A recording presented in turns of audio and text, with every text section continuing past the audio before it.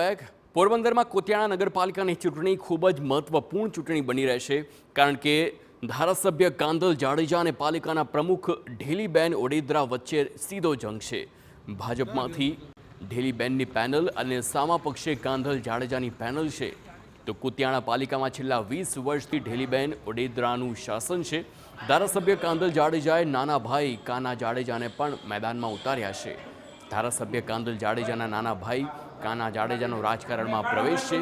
કાના જાડેજા સહિત 24 ઉમેદવારોએ ઉમેદવારી નોંધાવી છે. ચૂંટણીમાં કાંધલ જાડેજાએ સમાજવાદી પાર્ટીને મેદાને ઉતારી છે.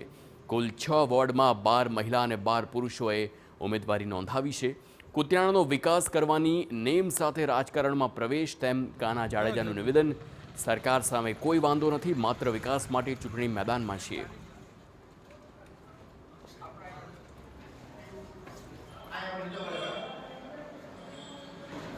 અહીંયા કોઈ જાતનો કઈ વિકાસ થયો નથી. છેલ્લા 15-20 વર્ષથી કુતિયાણાની પબ્લિક એકદમ થાકી ગયેલી છે. એના કારણે અમારે આવવું પડ્યું છે. મને કોઈ સરકાર વાંધો નથી. મારે માત્ર ને માત્ર કુતિયાણા સિટીને સુધારવું છે અને એને પ્રગતિના પથે લઈ જવું છે.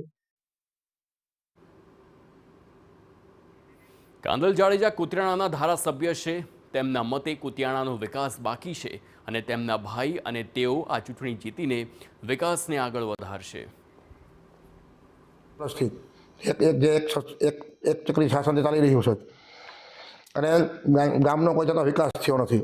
ગામની જે પ્રાથમિક જે સુવિધાઓ છે જે પબ્લિકને મળવી જોઈએ નગરપાલિકા તરફથી, એ કાંઈ મળી નથી. જો કાંઈ ગામમાં સ્ટ્રીટ લાઇટો નથી, આવાસ યોજના પડી અધૂરી પડી છે, પેલી ભૂગર્ભ ગટર યોજના પડી છે, એ પણ અધૂરી પડી છે. અને નથી રોડ, નથી રસ્તા, નથી લાઇટ, પાણીની સુવિધા બહુ રહે છે ત્યાં. અને આની માટે બધી વારંવાર મને ફરિયાદો આવે છે.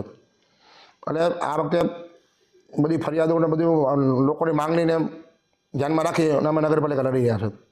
બાકી તો નગરપાલિકામાં છેલ્લા 30 વર્ષ ચાલે છે. તો આ ચૂંટણીમાં મુખ્ય રસાકસીનો મુકાબલો જોવા મળશે, કારણ કે ગત વિધાનસભા બેઠકમાં ઢેલીબેન ઓડેદરા કાંધલ જાડેજા સામે ચૂંટણી હાર્યા હતા અને આ વખતે નગરપાલિકામાં પણ બંને પોતાની પેનલો ઉતારી રહ્યા છે અને એમાંય કાના જાડેજા પહેલી વખત રાજકારણમાં પ્રવેશ કરી રહ્યા છે.